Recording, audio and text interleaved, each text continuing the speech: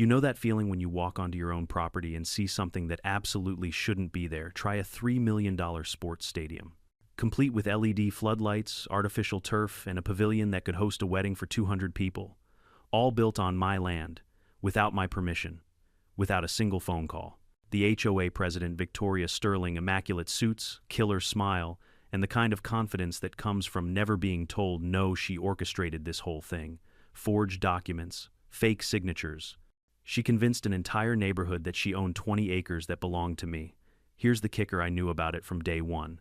I watched every bulldozer roll in, every concrete truck, every beam raised. 18 months of construction, and I didn't stop them once.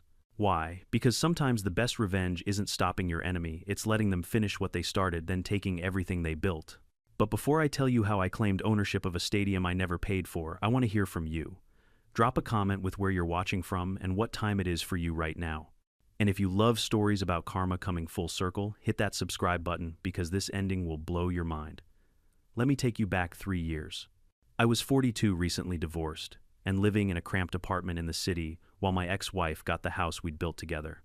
I was working as an IT consultant, spending most of my days staring at screens and fixing other people's problems. Life felt small, predictable, and honestly a little hollow. Then I got the call about Aunt Eleanor. She wasn't really my aunt, she was my mother's cousin, but growing up I'd spent summers at her property, hiking through the woods, fishing in the creek that ran along the eastern boundary. She never married, never had kids, and when she passed at 89, I was shocked to learn she'd left everything to me. 20 acres of pristine woodland, bordering one of the most exclusive neighborhoods in the county, Riverside Heights. The property was stunning. Massive oak trees and natural spring trails I'd walked as a kid. There was a small cabin Aunt Eleanor had built in the 70s, rustic but solid. The land was worth easily $2 million, maybe more to the right developer. But I wasn't interested in selling. This place held memories. It was the first thing in years that felt like mine. I started spending weekends there, clearing trails, fixing up the cabin. It became my escape from the divorce paperwork and the loneliness of starting over at middle age. I had vague plans, maybe build a retirement home someday, nothing urgent. For now it was enough just to have it. That's when I met Victoria Sterling. It was a Saturday morning, about 6 months after I'd inherited the property. I was splitting firewood outside the cabin when a sleek black Mercedes SUV rolled up the gravel drive. Out stepped a woman who looked like she'd walked off the cover of a business magazine. Mid to late 30s, shoulder-length auburn hair styled perfectly, wearing cream-colored slacks and a silk blouse that probably cost more than my monthly rent. Designer sunglasses, confident smile. "You must be Mr. Carson," she said, extending a manicured hand. "Victoria Sterling. I'm the president of the Riverside Heights Homeowners Association." Her handshake was firm, her smile warm but somehow calculated. She explained that she wanted to welcome me as a neighbor even though my property wasn't technically part of their HOA. She brought a gift basket filled with local wine, gourmet cheese, and a glossy brochure about Riverside Heights amenities. "We're a very close-knit community," Victoria said, sitting uninvited on my porch steps. "We believe in maintaining property values and creating a lifestyle our residents can be proud of." She asked about my plans for the land. I kept it vague, mentioned maybe building something eventually, but for now just enjoying the peace and quiet. Her smile never wavered, but I caught something flicker in her eyes. Calculation. Assessment. "You know," she said casually, "this land would make an incredible community space. Riverside Heights has been looking to expand our recreational facilities. With 20 acres, you could create something really special. We'd even be interested in partnering with you, perhaps a long-term lease arrangement." I politely declined. Told her I wasn't interested in development or partnerships. The smile tightened just slightly at the corners. "Well, if you ever change your mind," she said, producing a business card from somewhere, "I hope you'll think of us first. We take care of our community here." There was something in the way she said our community that felt possessive, territorial, but I dismissed it. She seemed like every other HOA president I'd heard horror stories about, controlling, a little pushy but ultimately harmless. She left and I didn't think much about it. Not then. Over the next few weeks, I learned more about Victoria Sterling from the few Riverside Heights residents I encountered at the local hardware store and coffee shop. She'd moved to the area 4 years ago with her husband James, an architect. Within 2 years, she'd transformed the HOA from a casual neighborhood organization into what people described as a corporate regime. She implemented strict architectural guidelines, organized elaborate community events, and somehow convinced residents to approve significant budget increases for enhancement projects. Some people loved her, said she'd elevated property values and created a prestigious community identity. Others whispered that she was power-hungry, that she steamrolled anyone who disagreed with her. She's got this way of making you feel like you're either with her or against the community, one neighbor told me. And nobody wants to be the villain who ruins things for everyone else. I also learned she'd been featured in regional magazines, always positioning herself as a visionary leader transforming suburban living. Her social media presence was immaculate. Professional photos of community events, quotes about leadership and excellence, carefully curated glimpses of her life. Everything about Victoria Sterling seemed designed to project success and control. Her husband James was a different story. The few times people mentioned him, it was almost as an afterthought. Oh, he's nice enough. Quiet. Does architectural work from home, I think. One person said he seemed uncomfortable at community events, always standing slightly apart from Victoria's circle. I met James briefly at a local coffee shop about 2 months after Victoria's visit. He was sitting alone working on a laptop, and when I introduced myself as the new owner of the property next to Riverside Heights, his expression shifted surprise, then something that looked almost like concern. "You're the one with Eleanor's old place," he said. It wasn't a question. "Victoria mentioned meeting you." "She did," I said carefully. "Seems very involved in the community." James gave a weak smile. That's one way to put it. There was something sad in his eyes, something resigned. He glanced at his watch. "I should get going. Welcome to the neighborhood, Mr. Carson." He left quickly, and I had the strange feeling that he'd wanted to say something more but couldn't, or wouldn't. I didn't see Victoria again for another month. By then, spring had arrived, and I was spending most weekends at the property planning where I might eventually build. The woods were beautiful dogwoods, blooming birds returning from migration. It felt like a sanctuary. I had no idea that while I was dreaming about my future on that land, Victoria Sterling was already planning to take it from me. Looking back now, I can see all the warning signs I missed. The way she'd assessed the property with those calculating eyes. The questions about my plans that felt more like reconnaissance. The strange concern in James's expression when I mentioned Victoria. But hindsight is always clearer than the moment you're living in. And I was just a guy trying to rebuild his life, grateful for a piece of land that felt like a fresh start. I had no idea I was about to become a target in Victoria Sterling's most ambitious project yet, a project that would cost her everything. 3 months after Victoria's visit, I was spending a Tuesday afternoon at the property. I'd taken a half-day off work to meet with a local contractor about potentially adding a deck to Aunt Eleanor's cabin. As I walked to the eastern boundary near where my land met Riverside Heights, I saw something that made me stop cold. Survey stakes, bright orange flags marking intervals along what looked like a grid pattern. And they weren't just near the property line, they were deep into my land, at least 200 feet in. A white pickup truck sat parked near the tree line. 2 men in safety vests were taking measurements, one calling out numbers while the other jotted notes on a clipboard. I walked over trying to keep my voice friendly. "Can I help you gentlemen with something?" The older one looked up surprised. "Oh hey, we're just doing boundary surveys for the HOA project. Should be done in a couple hours." HOA project. I kept my tone casual, curious. What kind of project? Some kind of sports complex, I think. Big one. They're breaking ground next month. He consulted his clipboard. "Yeah, this whole section here is designated for the main stadium area." My stomach tightened, but I didn't let it show. Interesting. Who authorized the survey? The HOA president. Sterling, I think her name is. Nice lady, very organized. I thanked them and walked away, my mind racing. Back at the cabin, I pulled out the property documents my attorney had given me when I inherited the land. The boundaries were crystal clear. Everything they were surveying was mine, not even close to being questionable. That evening, I drove to the county recorder's office. What I found there made my blood run cold. Filed 6 weeks earlier was a document titled Land Transfer Agreement and Right-of-Way. It was dated 3 years prior, 6 months before Aunt Eleanor died. The document claimed that Eleanor Carson had agreed to sell 15 acres of her property to the Riverside Heights HOA for $50,000 with the transfer to be executed upon her death. It included detailed legal descriptions of the property signatures, even a notary stamp. My aunt's signature was right there. Except it wasn't. I'd seen her handwriting thousands of times. This was close, but the loops were wrong, the pressure inconsistent. It was a forgery. A damn good one, but a forgery. I photographed every page with my phone, hands shaking with anger. Someone had manufactured an entire legal document to steal my property, and I was willing to bet everything I owned that Victoria Sterling was behind it. I called Maria Rodriguez, an old friend from college who'd become a real estate attorney. We met at her office the next morning. She examined the documents with a trained eye, her expression growing darker by the minute. "This is fraud," she said flatly. "Criminal fraud. The notary stamp is fake, I can tell from the registration number. It doesn't match county records. And look here." She pointed to a clause in the fine print. "This language is copied almost verbatim from a template you can buy online." Whoever did this was smart enough to make it look legitimate but didn't quite nail the technical details.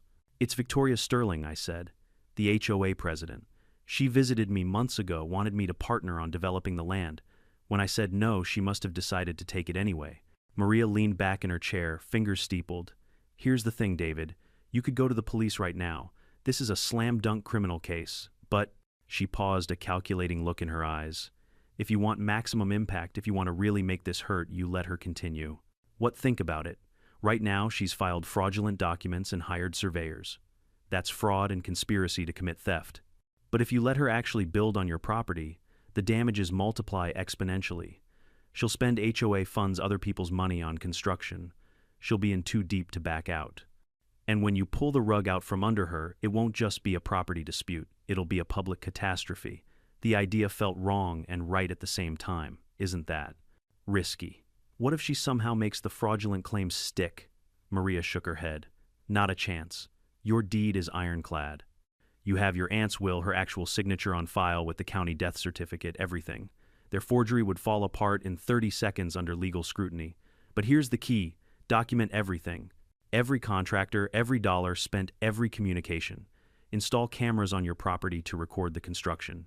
Keep a detailed timeline. When this goes to court, and it will, you want an airtight case, not just for property rights, but for damages, legal fees, everything." I spent that night staring at the ceiling, wrestling with the decision. Part of me wanted to confront Victoria immediately, to watch her face when I exposed her scheme. But another part of me, the part that had watched my ex-wife's attorney twist every truth during the divorce, the part that was tired of being pushed around, wanted justice. Real devastating justice. The next morning I drove to a specialty security store and bought 4 high-quality trail cameras with cellular connectivity. I installed them strategically around the property, hidden in trees and brush, positioned to capture every angle of the area where the surveyor had marked for construction. Each camera would send photos directly to my phone and cloud storage. Everything would be documented. 2 weeks later, I attended the monthly HOA meeting. It was held in the community center, a sleek, modern building with floor-to-ceiling windows. About 40 residents sat in folding chairs facing a presentation screen. Victoria stood at the front, absolutely in her element. She'd prepared a full multimedia presentation. Architectural renderings rotated on the screen: a massive sports complex with a regulation soccer field, 4 tennis courts, a basketball court, a pavilion with a commercial kitchen, locker rooms, and a playground. It was impressive. It was also being planned for my property. "This project represents the future of Riverside Heights," Victoria said, her voice confident and persuasive. "We have an unprecedented opportunity to create a world-class facility that will serve our community for generations." Property values in similar communities with amenities like this have increased by an average of 32%. A man in the front row raised his hand. "What's the total cost?" "The budget is $3.2 million, Victoria replied smoothly. "We've secured a municipal grant for $800,000. The remainder will be funded through a special assessment of $15,000 per household payable over 3 years. Murmurs rippled through the crowd. That was a lot of money. But Victoria was ready for the pushback. "I know it seems like a significant investment," she continued, "but consider what we're getting. Our children will have safe, beautiful places to play. We'll host tournaments, community events, and festivals. The Sterling Sports Complex will put Riverside Heights on the map." I noticed she'd named it after herself. The arrogance was breathtaking. "Excuse me," I said, standing up. All eyes turned to me. Victoria's expression flickered just for a second before returning to her professional smile. "Yes, Mr. Carson, I'm curious about the land acquisition. How exactly did the HOA come to own the property where this will be built?" Her smile never wavered. "The land was generously donated to the community by the previous owner, Eleanor Carson, before her passing. The transfer was formalized through proper legal channels. All documentation is on file with the county. She was lying to their faces, to everyone in this room, and she was doing it with absolute confidence." "Interesting," I said. "I'd love to see those documents sometime." "Of course. They're public record. Feel free to review them at your convenience. She turned back to the presentation.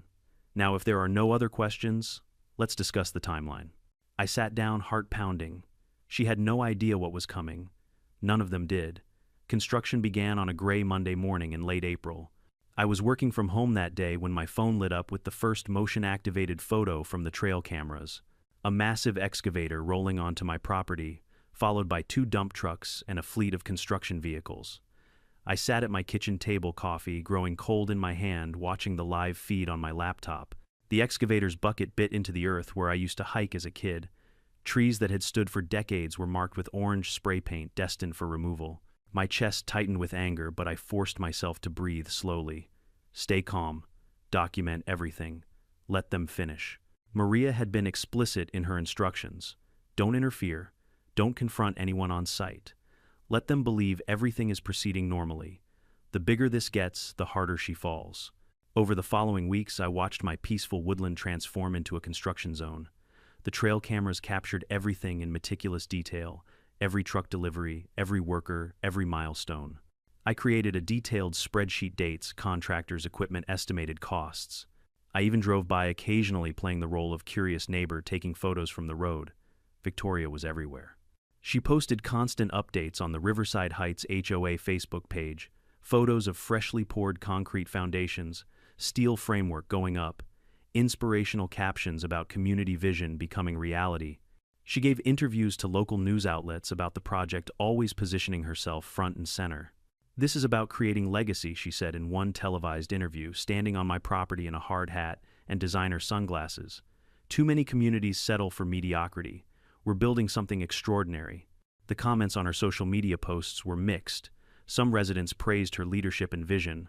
Others complained about the special assessment fees. $15,000 per household was crushing some families.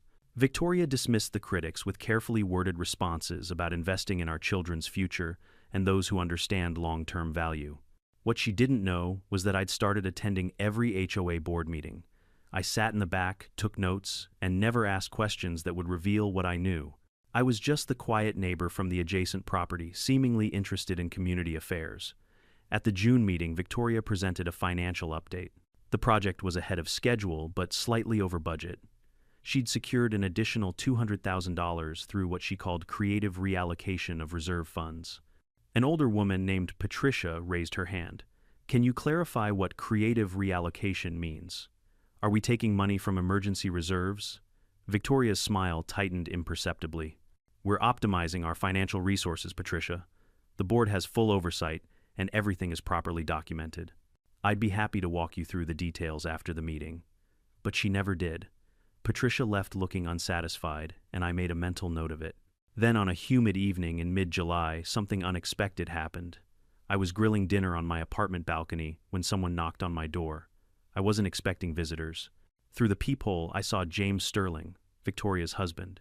He looked terrible, disheveled eyes, red-rimmed shirt wrinkled. He glanced around nervously, as if checking to see if anyone had followed him.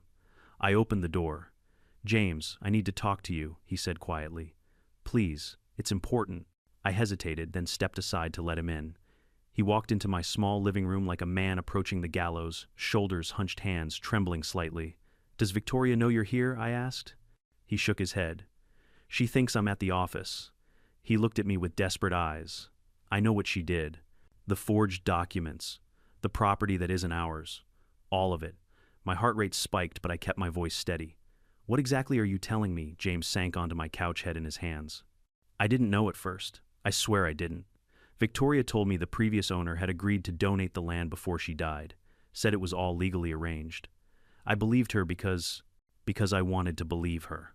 Because she's my wife, and you want to believe your wife isn't capable of something like this." He looked up at me, and I saw genuine anguish in his face. "I found the documents 3 weeks ago. The real ones and the forgeries. She keeps a locked file cabinet in her home office. I found the key and I looked. I saw your aunt's actual signature on other documents. I compared them. They're not even close. Why are you telling me this?" I asked carefully. "Because it's gotten worse." His voice cracked. "The project is over budget by hundreds of thousands of dollars.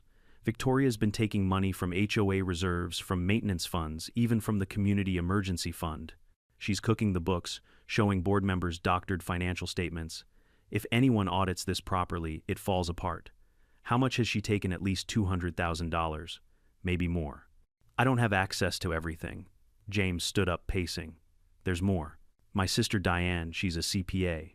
She does some contract accounting work for the HOA. She started noticing discrepancies. Victoria found out Diane was asking questions, and now she's threatening to have her fired to spread rumors that would destroy her career. Your sister knows about the embezzlement, he nodded. I met with her last week. Gave her copies of what I found. She's terrified of what Victoria might do, but she knows this has to stop. He turned to me. Victoria is spiraling. The project has become this obsession. She talks about how it's going to make her a legend in community leadership, how she'll be invited to speak at conferences, write a book. She's lost touch with reality. And what about you? I asked. What do you want? James's face crumpled. I want my wife back. The woman I married wouldn't have done any of this. But that woman is gone, and I don't know if she's coming back. I have 2 kids, 12 and 9.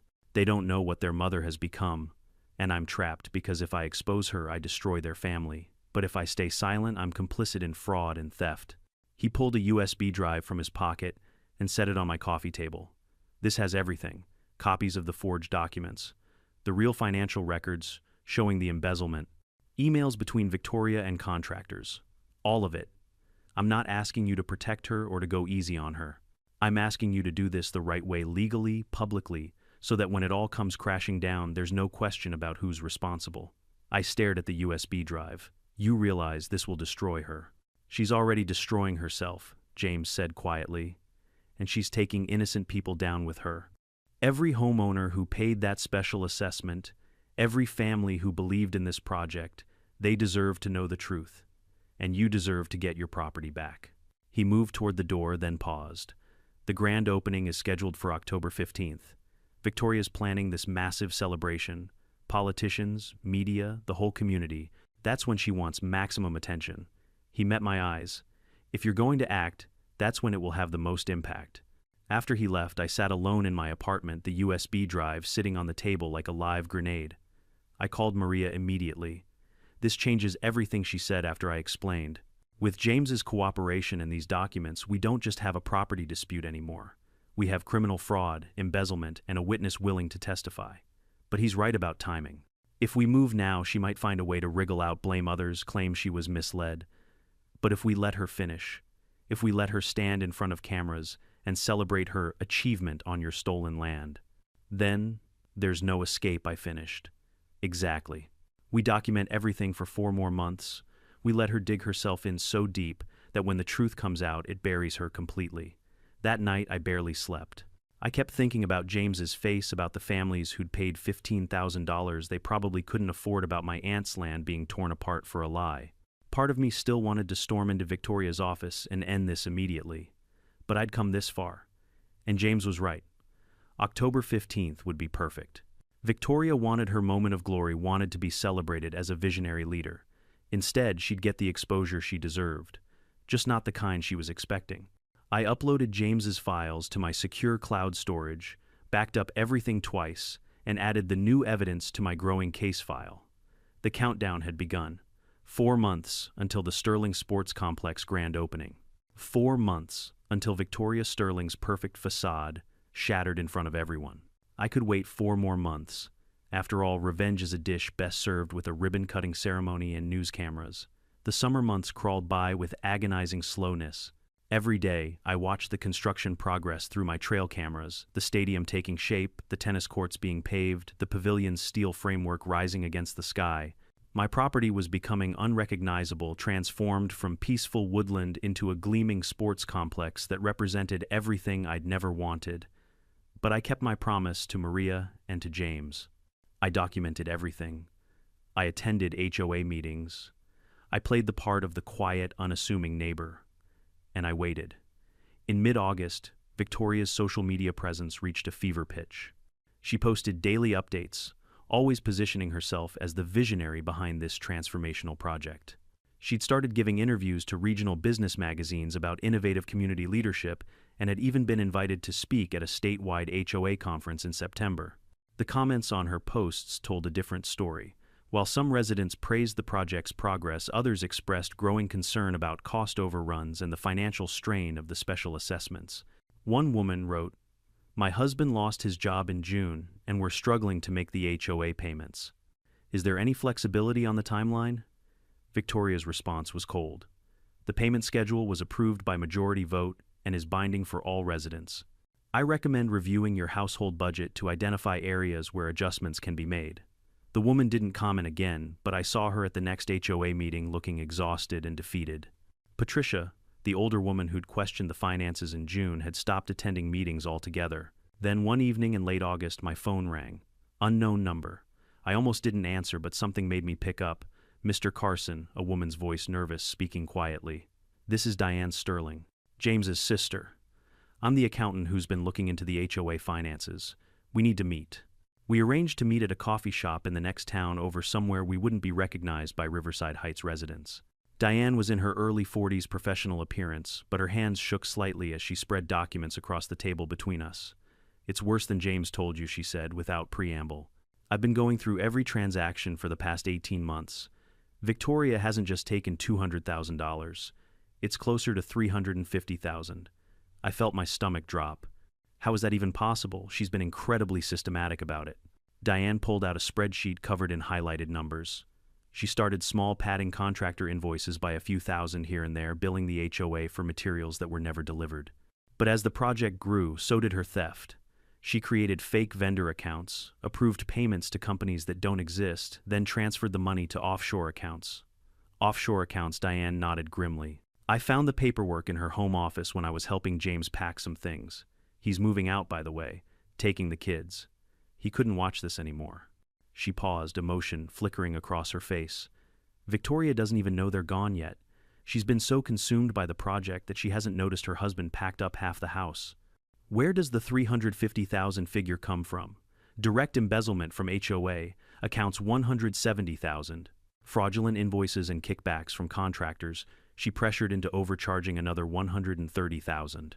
And there's about $50,000 in what I can only describe as creative accounting that might not be technically illegal but is definitely unethical. She slid a USB drive across the table. "Everything's on here. Bank records, forged invoices, email chains, with contractors' wire transfer confirmations. I've documented it all." I stared at the drive. Combined with James's evidence and my own documentation, this was enough to send Victoria to prison for years. "Why are you doing this?" I asked Diane. "You're risking your career, potentially your freedom if she finds out before we go public." Diane's jaw tightened. "Because I have a 16-year-old daughter who watches everything I do. She's learning from me what it means to be an adult, what it means to have integrity. How can I teach her to do the right thing if I stay silent about fraud and theft?" Victoria threatened to destroy my accounting practice, to tell every client I'm incompetent, to file false complaints with the state licensing board. But you know what? She can try. Because I'd rather lose my business than lose my ability to look my daughter in the eye. There was steel in her voice, the kind of quiet strength that comes from making a hard choice and accepting the consequences. "There's something else you should know," Diane continued. "Victoria's been drinking heavily. James says she goes through 2 bottles of wine most nights, starts as soon as she gets home. She's unraveling, but she's also becoming more dangerous because she can't afford for any of this to come out. She's in too deep." Over the next hour, Diane walked me through the financial maze Victoria had created. It was sophisticated enough to fool casual oversight, but sloppy enough that a real audit would expose everything immediately. The HOA board consisted of busy professionals who trusted their president and didn't have time for deep dives into spreadsheets. Victoria had counted on that trust and exploited it ruthlessly. "The grand opening is scheduled for October 15th, I said. "That's 7 weeks away." "I know." Diane gathered her documents. "James told me about your plan, and I think it's right. If we expose this now, Victoria will find a way to shift blame to claim she was misled by contractors or that accounting errors were made.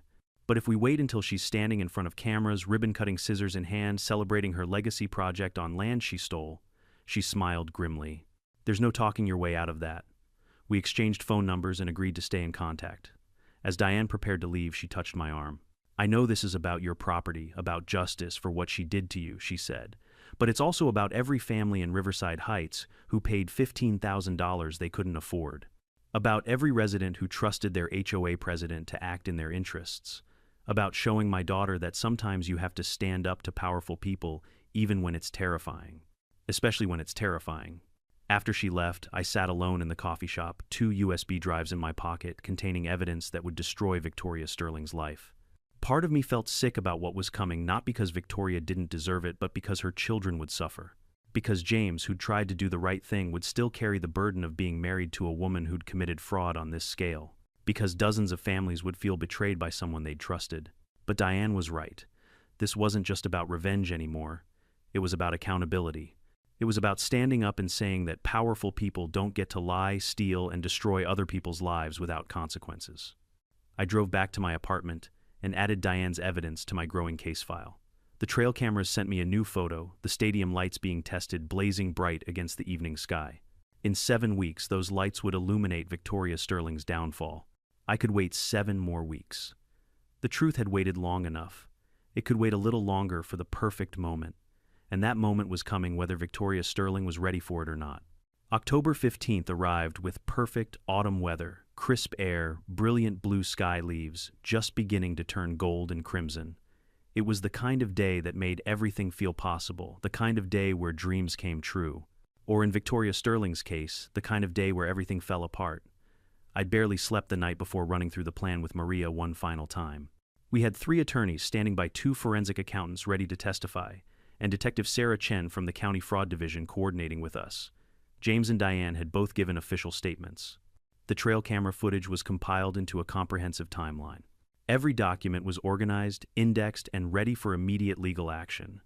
"Are you sure you want to do this publicly?" Maria had asked me one last time. "We could handle this quietly, file charges, let the courts work through it." But I'd thought about Patricia, who'd stopped coming to meetings because she couldn't afford to fight Victoria. About the woman whose husband had lost his job, but still owed $15,000. About every family who'd trusted their HOA president to do the right thing. "No," I'd said. "This needs to be public. People need to see what she did." The grand opening was scheduled for 2 o'clock. I arrived at 1:30 parking along the street where dozens of other cars already lined up. The transformation of my property was complete, and I had to admit, despite everything, it was impressive. The Sterling Sports Complex sprawled across 15 acres of what had been pristine woodland. The main stadium featured a regulation soccer field with artificial turf that probably cost more than my car. LED floodlights towered above, capable of turning night into day. 4 tennis courts with championship-grade surfaces. A full basketball court. The pavilion was a modern architectural marvel, with soaring ceilings, a commercial kitchen visible through floor-to-ceiling windows, and a stone fireplace that must have cost $50,000 alone. Banners hung everywhere. Grand opening celebration, Sterling Sports Complex building, community building future. A red ribbon stretched across the main entrance waiting for scissors. The parking lot was packed. I recognized most of the Riverside Heights residents. Families with children already eyeing the playground, teenagers checking out the basketball court, elderly couples admiring the walking trails Victoria had installed around the perimeter. There were also people I didn't recognize, local politicians with their practiced smiles, reporters from regional news outlets setting up cameras, and what looked like representatives from the state HOA association. At the center of it all stood Victoria Sterling, and she was absolutely radiant. She wore a white designer suit that probably cost more than most people's monthly mortgage payment, tailored perfectly expensive jewelry catching the sunlight. Her auburn hair was styled in soft waves, makeup flawless, smile dazzling. She moved through the crowd like a celebrity, shaking hands, posing for photos, accepting congratulations with gracious humility that was entirely performative. I watched her from a distance, and for just a moment I felt something unexpected. Pity. Because she had no idea that her perfect day, her moment of triumph, was about to become her public execution. James stood far from Victoria near the playground with their 2 children, a boy around 12 and a girl maybe 9. He looked haunted, watching his soon-to-be ex-wife from across the crowd, like a man watching a train wreck in slow motion. When his eyes met mine, he gave a slight nod. It was time. Maria arrived with Detective Chen and 2 uniformed officers who stayed back out of sight but ready. The forensic accountants positioned themselves near the pavilion. Everything was in place. At exactly 2 o'clock, Victoria took the microphone at a podium set up near the main entrance. The crowd gathered maybe 500 people, total children sitting on the grass in front, adults standing behind. Welcome everyone to this extraordinary day. Victoria began, her voice strong and confident. What you see before you represents 18 months of vision, dedication, and unwavering commitment to excellence. When I became president of the Riverside Heights Homeowners Association, I made a promise that we would not settle for mediocrity, that we would create something truly special for our community. Applause rippled through the crowd. Victoria smiled, basking in it. This complex represents more than just sports facilities. It represents our values, investment in our children, commitment to health and wellness, belief in the power of community. Future generations will gather here, will make memories here, will grow here, and they'll know that we had the courage to dream big. More applause. Some people were filming on their phones. A news camera captured everything. I want to thank everyone who made this possible, our contractors, our board members, and especially every family who believed in this vision enough to invest in it. The Sterling Sports Complex is your legacy. Our legacy. She paused dramatically, looking out over the crowd with what appeared to be genuine emotion. For a moment, I almost felt bad about what was coming. Almost. And now, Victoria said, picking up oversized ribbon-cutting scissors from a table beside the podium, it's time to officially open the Sterling Sports Complex. The crowd erupted in applause and cheers. Children jumped up and down. Camera flashes went off. Victoria walked toward the ribbon stretched across the entrance, scissors, raised smile, brilliant. She was 3 steps from the ribbon when I stepped forward, Maria beside me, Detective Chen, and the uniformed officers moving into position behind us. Mrs. Sterling, I called out, my voice loud enough to carry across the crowd. Before you cut that ribbon, I have a question. The crowd went quiet. Victoria's smile faltered for just a fraction of a second before snapping back into place. She turned to face me, scissors still in hand. Mr. Carson, she said pleasantly, though I caught the steel underneath. Is there something I can help you with? Yes, actually. I walked closer, feeling hundreds of eyes on me. I'm curious why you're opening a sports complex on property that doesn't belong to you. The silence that followed was absolute. You could have heard a pin drop. Victoria laughed, but it sounded forced. I'm not sure what you mean. The land transfer was properly documented and filed with the county. This is all completely legal. The documents were forged, I said calmly. My aunt never agreed to sell this land. The signature on those transfer papers isn't hers. This entire complex, every building, every field, every dollar spent, it's all been built on my property without my permission. Gasps rippled through the crowd.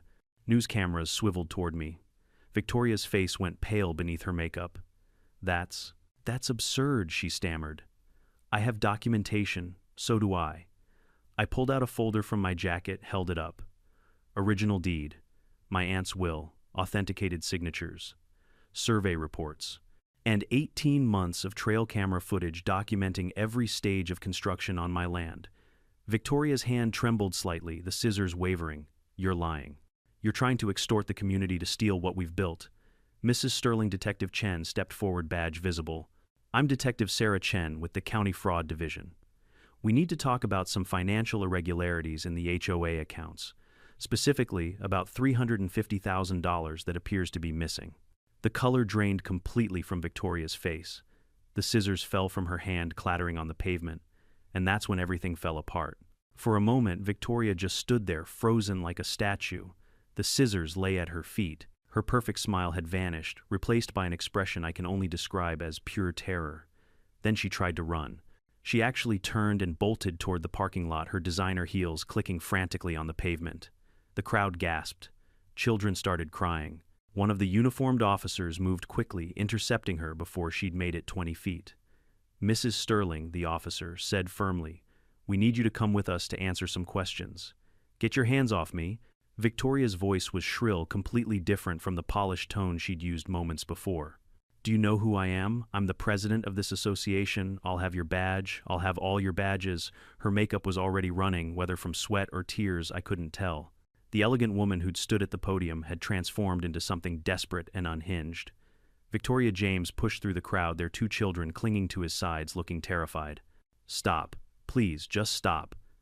She looked at him, and something cracked in her expression. "James, what are you doing here? Why did you bring the kids? This is supposed to be my day, your day." James's voice was thick with emotion. "Victoria, look at what you've done. Look at these people." He gestured to the crowd, hundreds of residents staring at her with expressions ranging from shock to fury to betrayal. "They trusted you. We all trusted you." "I did this for us," Victoria screamed. For this family, for our legacy, I built something magnificent. You built it on lies and stolen money, James said quietly. And you built it on someone else's land. Detective Chen stepped forward, producing a document from her briefcase. Mrs. Sterling, I have a warrant to search your home and office.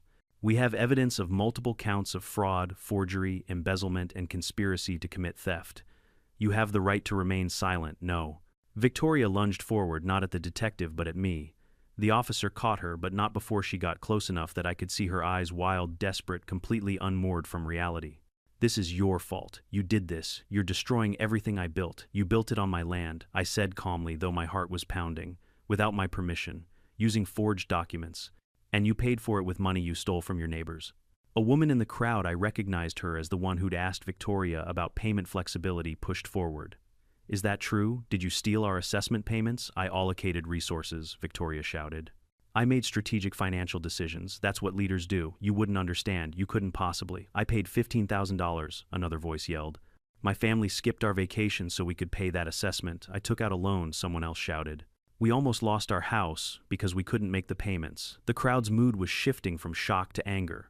People were pulling out their phones, some recording, others probably checking their HOA payment records. News cameras captured everything, Victoria being restrained by police residents, shouting questions, children crying, chaos, spreading like wildfire. Maria stepped beside me, speaking loud enough for the microphones to pick up. Mr. Carson is the legal owner of this property, and has been since he inherited it 3 years ago. Mrs. Sterling filed fraudulent documents, claiming ownership transferred from his deceased aunt. We have authenticated records, proving the forgery. Additionally, a forensic audit has revealed that Mrs. Sterling embezzled approximately $350,000 from HOA funds over the past 18 months. The number hit the crowd like a physical blow. $350,000. People started shouting over each other. Where did the money go? How long has this been happening? What about our assessments? Patricia, the older woman who'd stopped attending meetings, pushed to the front. Her face was red with fury. I paid that $15,000 with my late husband's life insurance. I trusted you, Victoria. We all trusted you. Victoria's legs seemed to give out. She sagged in the officer's grip, no longer fighting, just defeated. The perfectly styled hair was disheveled now, mascara running down her cheeks in black streaks. She looked small, suddenly nothing like the commanding presence who'd stood at that podium minutes before. I was building something important, she whispered, but it was barely audible. Something that would last. Something people would remember me for. They'll remember you, James said, his voice breaking. Just not the way you wanted. He turned to leave, shepherding their children away from the scene. The kids were both crying now, clinging to their father, and I felt a stab of guilt. They were innocent in all this. They'd just watched their mother's public destruction, and they'd carry that memory forever. Detective Chen finished reading Victoria her rights and led her toward an unmarked police car. As they walked past me, Victoria stopped, forcing the detective to pause. You could have stopped this, she said to me, her voice hollow. Months ago. You could have come to me privately, could have worked something out. But you wanted this. You wanted to humiliate me. I met her eyes. You forged documents to steal my land. You embezzled hundreds of thousands of dollars from people who trusted you. You lied to everyone every day for 18 months.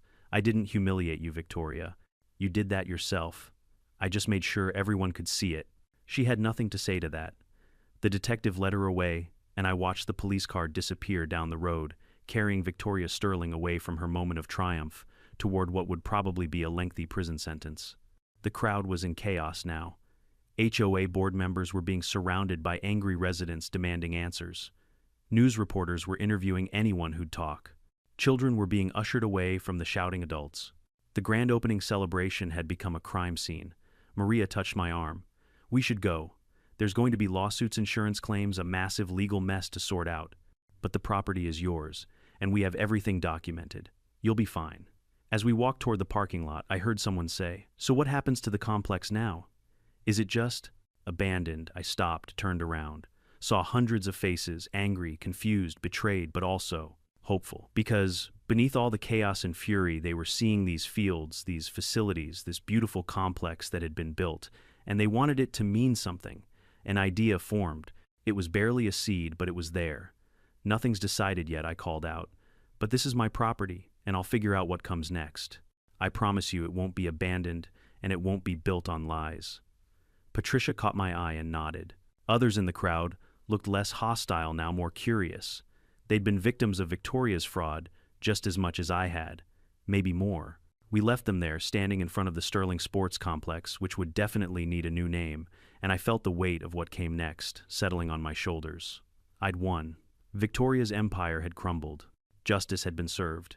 But now I had to figure out what to build in its place, and this time it would be built on truth. The days following Victoria's arrest were a blur of legal proceedings, media coverage, and community chaos. The story went viral. HOA president arrested for fraud at grand opening ceremony made headlines across the state. News outlets couldn't get enough of the dramatic footage. Victoria's perfect smile crumbling her desperate attempt to flee the crowd's stunned reaction. Within 72 hours, Victoria was formally charged with 14 counts, including grand theft, embezzlement, forgery, fraud, and conspiracy. Her bail was set at $500,000, which her family couldn't afford. She remained in county jail, and according to James, she'd stopped speaking entirely, just sitting in her cell, staring at the wall.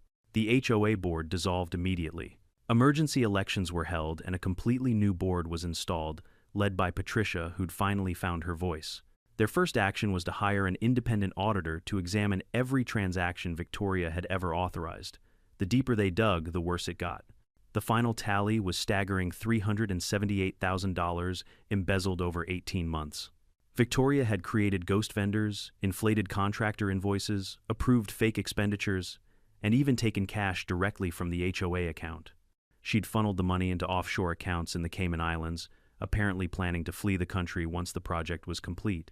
But here's where things took an unexpected turn, one I hadn't seen coming.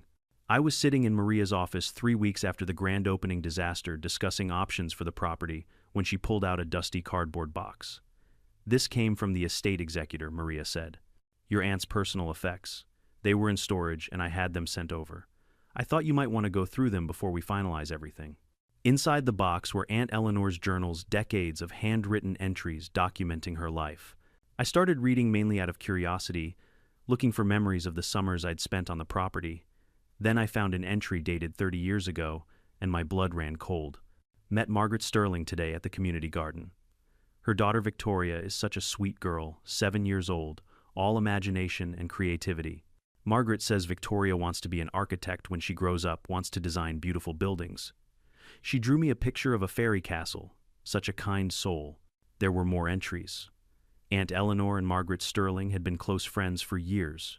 Victoria had visited the property as a child, had played in those same woods I'd walked through. There were photos, a young Victoria with grass-stained knees climbing trees, laughing, and then an entry from 15 years ago ran into Margaret at the grocery store. "She looks exhausted, worried.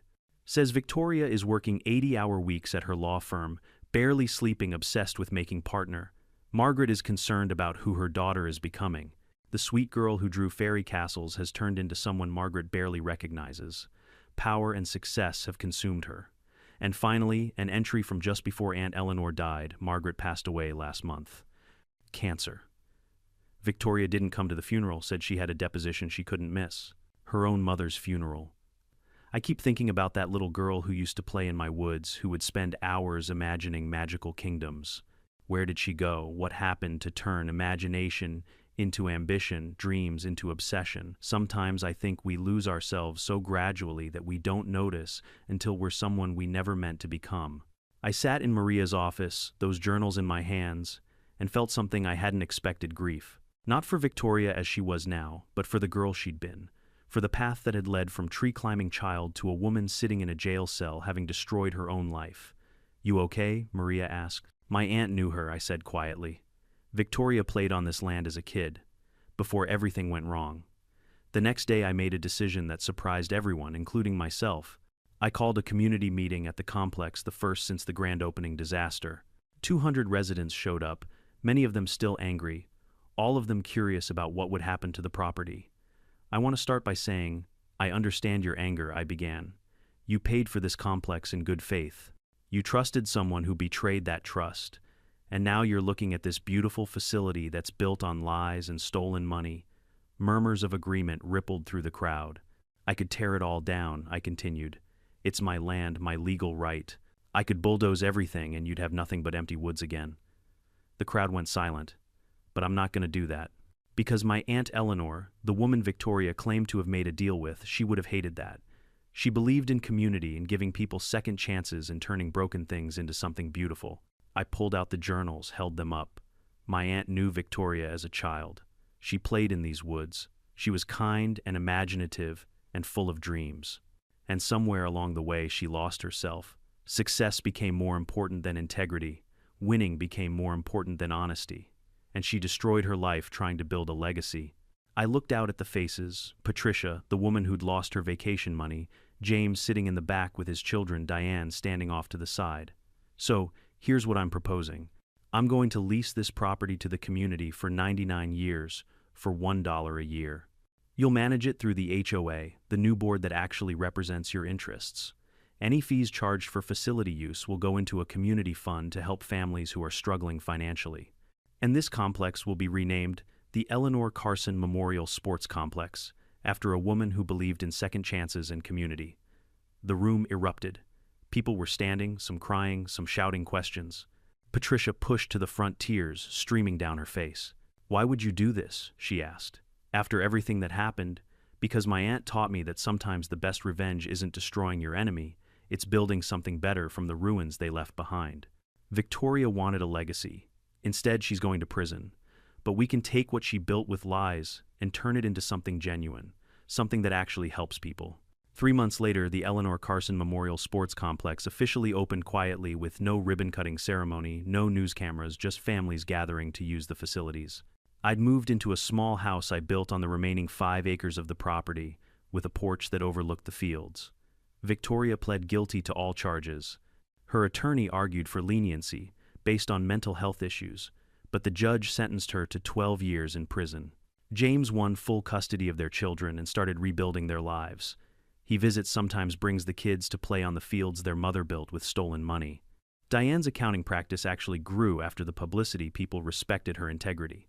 Patricia became an excellent HOA president, implementing financial oversight that made fraud nearly impossible. The community fund had helped 6 families avoid foreclosure. And me, I coach youth soccer on Saturday mornings, on fields built with my enemy's hubris and my aunt's kindness. Sometimes I sit on my porch in the evening watching families enjoy the complex, and I think about Victoria, about the girl who climbed trees and drew fairy castles, about the woman who destroyed herself chasing recognition. My aunt was right. We lose ourselves gradually, one compromise at a time, until we wake up one day and don't recognize who we've become. But she also taught me this: it's never too late to choose differently. To choose integrity over revenge, to choose community over personal victory, to choose building something meaningful over destroying your enemies. Victoria wanted to be remembered, and she will be just not the way she hoped, but the complex that bears my aunt's name, that will serve families for generations. And maybe that's the real legacy worth building. You know what I learned through all of this? That hurt people hurt people. Victoria wasn't born a criminal. She was once a child who drew pictures of fairy castles. But somewhere along the way, she started measuring her worth by power and recognition, instead of character and integrity. And that gradual slide from who we want to be to who we become is one of life's greatest dangers. We all face moments where we have to choose between what's right and what's easy, between revenge and restoration, between tearing down and building up. I could have destroyed everything Victoria built. I could have watched that complex get bulldozed and felt satisfied. But what would that have accomplished? More destruction, more loss, more pain. The truth is, the greatest victories aren't won by crushing our enemies. They're won by refusing to become like them, by choosing integrity when corruption would be easier, by choosing community when isolation would be simpler, by choosing to build something meaningful from the ruins that others left behind. So here's my question for you. What are you building with your life? A legacy of power and recognition that crumbles under scrutiny, or something genuine that serves others and lasts beyond your lifetime? Drop your thoughts in the comments below. Tell me about a time you chose to do the right thing, even when revenge would have been easier. And if this story meant something to you, if it reminded you that integrity matters more than victory, hit that subscribe button. Because we need more stories about people who choose to be better, not just bitter. The world has enough destruction. Let's build something better together.